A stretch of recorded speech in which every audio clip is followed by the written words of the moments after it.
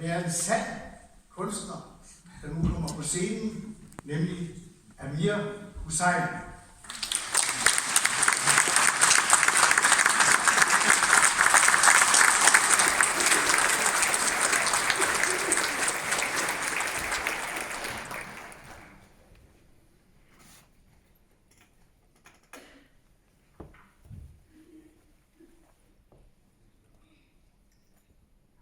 Der boede en underlig gråsprængt en på den yderste nøgne ø. Han gjorde vist intet menneske men, hverken på land eller sø. Dog stundom gnistrede hans øjne stygt, helst mod uroligt vejr, og der mente folk, han var forrygt, og der var der få, som uden frygt kom Tage Vigen nær. Siden jeg så ham en enkelt gang, han lå ved bryggen med fisk. Hans hår var hvidt, men han lå og sang og var som en ungdom frisk. Til pigerne havde han skæmsomme ord.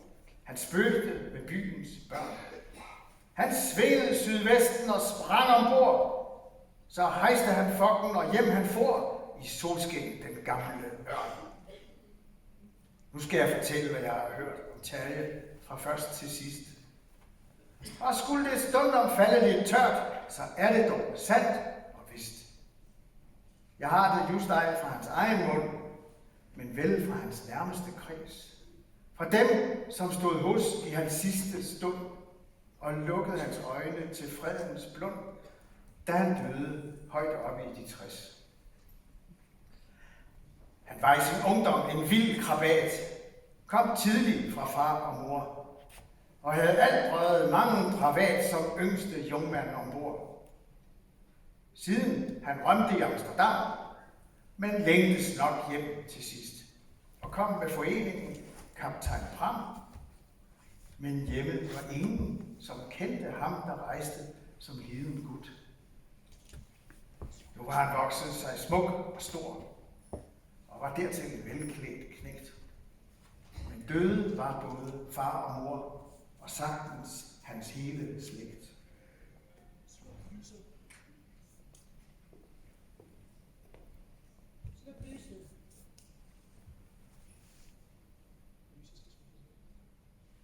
Kan man ikke sige det? Nå.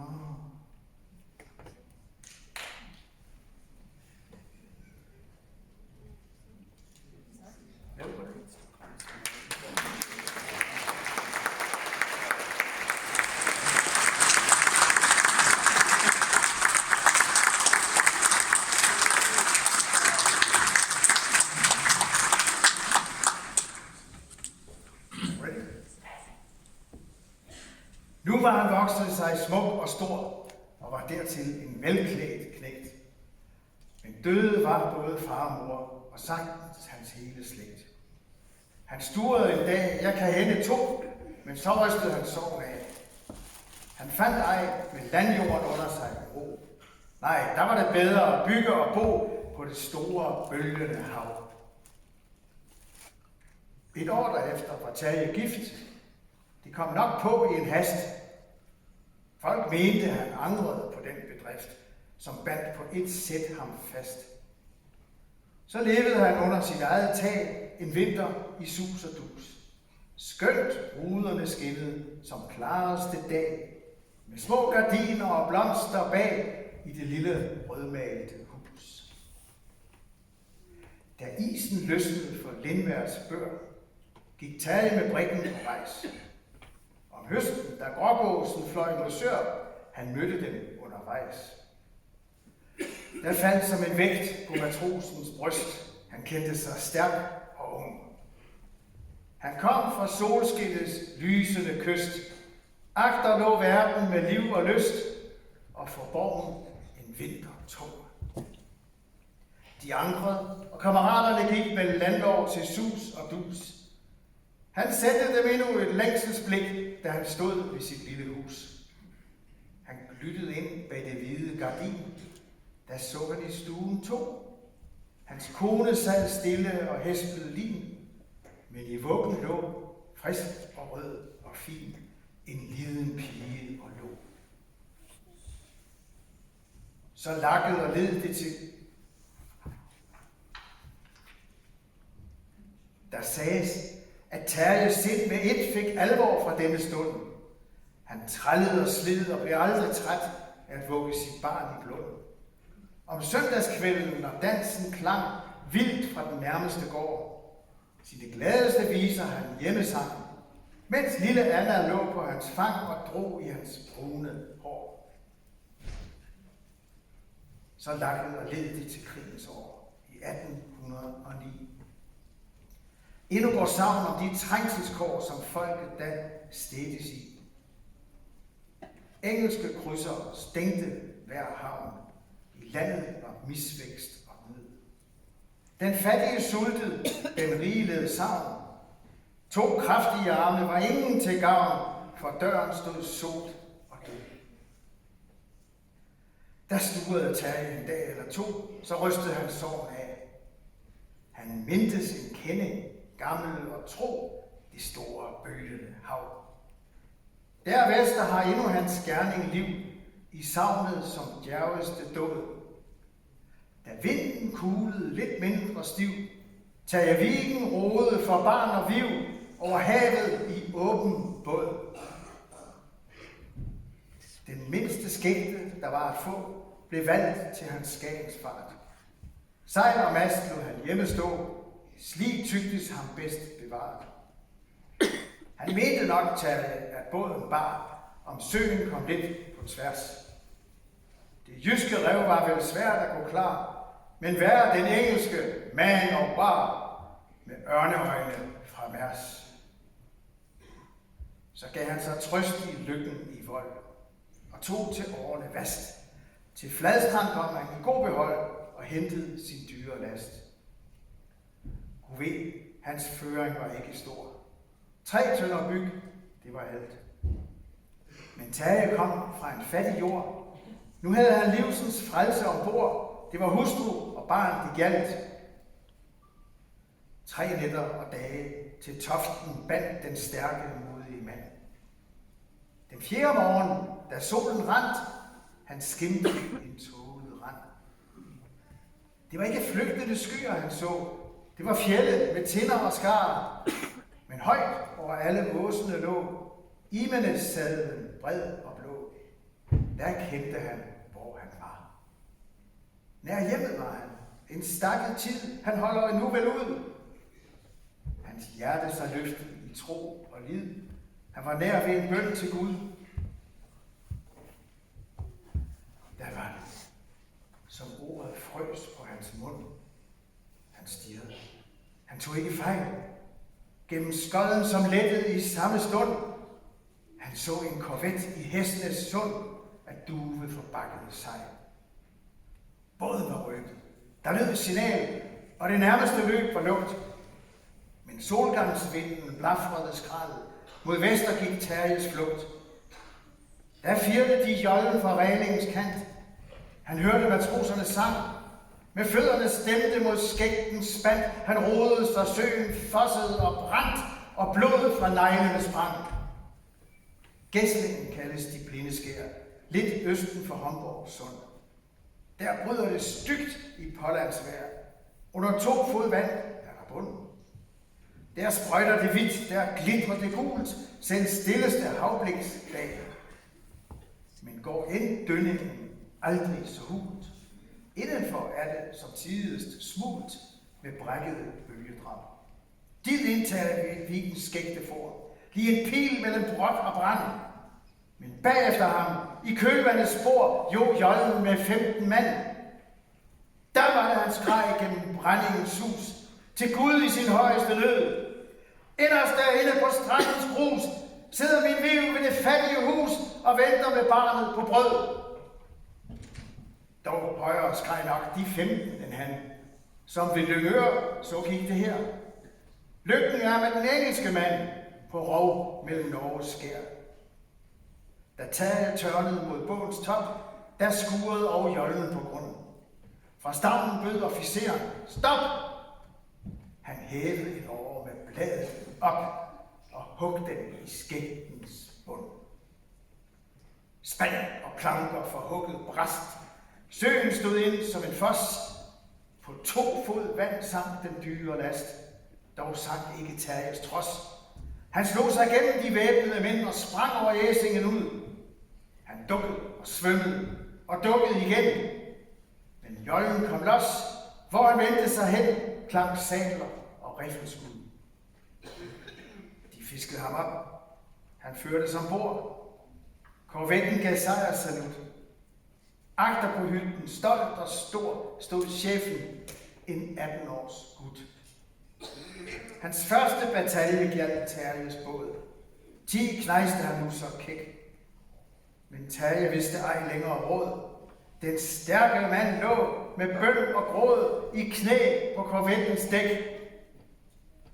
Han købte med tårer. De solgte ham smil.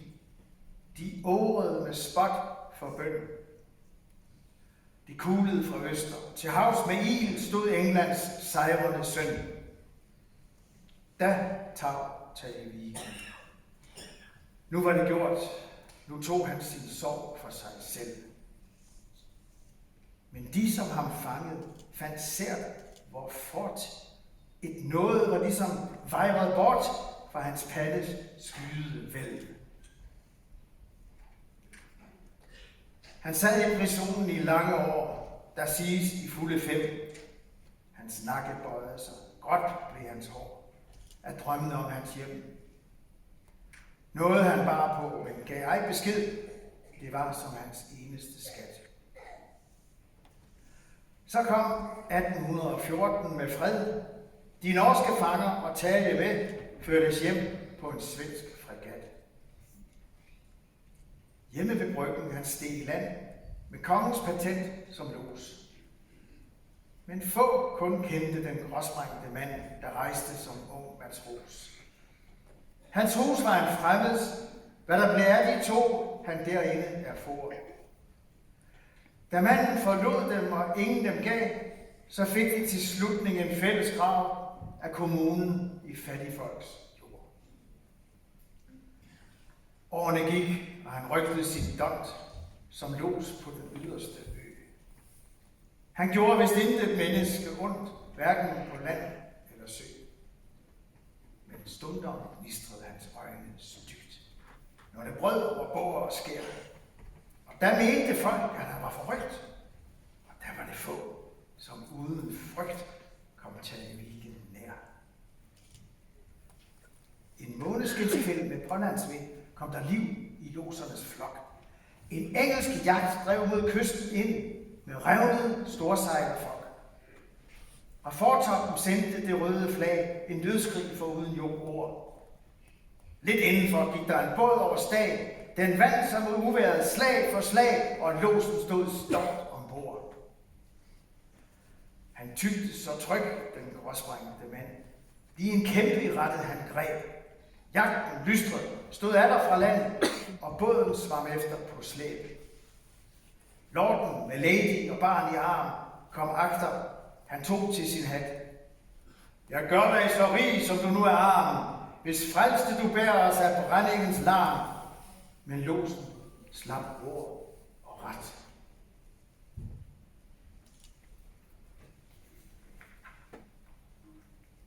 Han vidnede om kinden. Det lå om hans mund.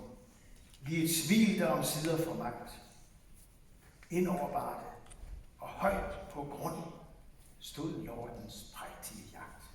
Den svigtede kommando i bådene ned. My lord og my lady med mig. Den slår sig i splinter, jeg vil besked. Men indenfor ligger den trygge led. Mit kølespor skal vise jer vej. Mor i brændte der skægten, fløj mod land med sin dyre last. Agter stod losen, stærk og høj. Hans øje var vildt og vast. Han skottede i læge mod gæslingens top, og til luarten hestenes sund. Da slap han ror og stavsejlstrop. Han svingede over med bladet op og hugte den i bådens bund. Ind stod søen med skumhvide sprøjt, der raste på vraget en strid. Men moren løftede sin datter højt på armen af rædsel hvid. Anna, mit barn, hun skreg i sin ved. Der bævrede den gråsprængte mand. Han faldt om skødet, drev roret i læ, og båden var fast som en fugl at se. Slig for den i bråt og brand. Den tørnede, de sank, men havet var smult, derinde for brændingens kreds. Opover rakte sig en langgrund skjult, der stod de i vand til knæs. Der råbte lorten, kend bådens ryg, den svigter, det er ingen flue. Men lodsen smilte, nej, vær de tryg. En sunken skægte med 3 tønder byg er båden, som bærer os. Der jo et minde om halvglemt død i et lyn over lortens træk. Han kendte matrosen, som lå med gråd i knæ på korvettens dæk. Der skreg Tajaviken, alt mit du holdt i din hånd, og du slap det for os. Et øjeblik endnu, en gengæld af voldt. Der var det den engelske stormand stolt bøjet knæ for den norske los. Vil jeg godt lægge på.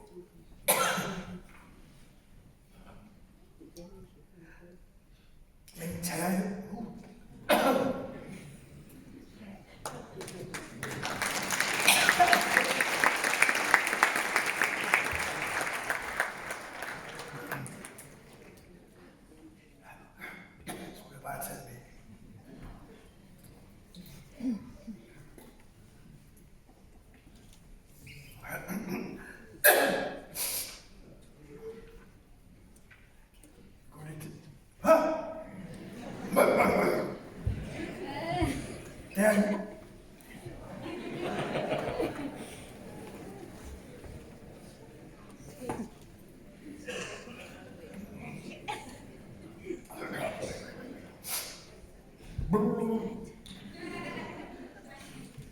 der er jo et minde om halvglemt død i et lyn over lortens træk. Han kendte matrosen, som lå med gråd i knæ på korvettens dæk. Der skreg Tajaviken, alt mit du holdt i din hånd, du slap det for os. Et øjeblik endnu, en gengæld af voldt. Der var det den engelske stormand stolt på et knæ for den norske los. Men Taja stod støttet til årens skaft, så rank som i ungdommens år. Hans øjne brændte med ubændig kraft, og vinden flommede hans hår. Du sejlede i mag på din store korvet. Jeg rodede min ringebåd. Jeg trællede for mine til døden træt. Du tog deres brød, og det faldt dig så let at håne min bitre gråd. Din rige lady er lys som en vår. Hendes hånd er som silkefin.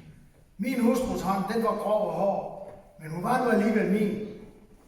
Dit barn har guldhår og øjne blå, som en liden vor herres gæst. Min datter var intet at agte på. Hun var, Gud bedre det, mager og grå, som fattigfolks børn er flest. Så det var min rigdom på denne jord. Det var alt, hvad jeg kaldte for vidt. Det tygtes for mig en skat så stor, men det vejede for dig så lidt. Nu er det gengældelsens time slår, til nu skal du friste en stund, så vel kommer op mod de lange år, der bøjede min nakke og bladede mit hår og sænkte mit lykke på grund.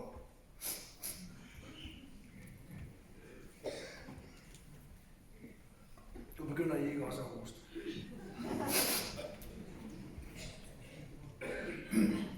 Barnet han greb og svingede det frit med den venstre om ladyens liv. Tilbage, min lord, et eneste skridt, og det koster dig barn og viv. På sprang stod blinden til kamp på ny, men armen var ved og mat. Hans ånde brændte, hans øjne var sky, og hans hår, så kendtes ved første gry, blev gråt i den eneste nat. Men Tages pande bar klarhed og fred. Hans bringe gik frit og stilt. Erbødig løftede han barnet ned og kyssede des hænder mildt. Han åndede som løst fra et fængselsvæld. Hans stemme lød rolig og jævn. Nu er Tajaviken igen sig selv. Indtil nu gik mit blod som en stenet elv, for jeg måtte have hævn. De lange år i prisonens kvalm, de gjorde mit hjerte sygt. Bagefter lå jeg som hejens halm og så i et brådyb stygt. Men nu er det over. Vi to er kvidt. Din skyldner får egen svin. Jeg gav det, jeg havde. Du tog alt mit. Og kræver, du tror, du har uret lidt, hvor Herre, som skabte mig slidt. Da dagningen lyste, var hver mand frelst. Jagten lå længst i havn. Men nattens sækker tav de nok helst. Men vidt for dog Terjes navn. Drømmenes uvejr sky og grå fejede en stormnat væk. Og Terje bar er der så rank som få, den nakke, der krøbtes, en dag han lå i knæ på korvettens dæk. Lorden kom, og my lady med, og mange med dem. De rystede hans hånd til farvel og Guds fred, der de stod hans ringe hjem. De takkede for frelsen, da stormen peb, for frelsen fra søgang og skær, men Terje strøg over barnets slæb. Nej, den som frelste det værste knæ, det var nok det lille der. Da jagten drejede for hestenes sund, den hejste det norske flag. Lidt længere vest er en skumklædt grund. Der gav det glatte lag. Der tindrede en tårer i Terjes blik. Han stirrede for hegnen. Stort har jeg mistet, men stort jeg fik. Bedst var det, Kahelle, det gik, som det gik, og så får du have tak dig, Gud. Slig var det, jeg så ham en enkelt gang. Han lå ved bryggen med fisk. Hans hår var hvidt, men han lå og sang, og var som en ungdom frisk. Til pigerne havde han skæmsomme ord. Han spøgte med byens børn. Han svingede sydvesten og sprang ombord. Så hejste han fokken, og hjem han for i solskin, den gamle ørn. Ved Fjerde Kirke jeg så en grav. Den lå på en værhård plet. Den var ikke skyttet, var sunket og lav, men bar dog sit sorte bræt. Der stod Terje Vigen med hvidmalt skrift, samt året han hvile fandt. Han lagdes for solbrand og vindes vift, og derfor blev græsset så stridt og stift, men med vilde blomster iblandt.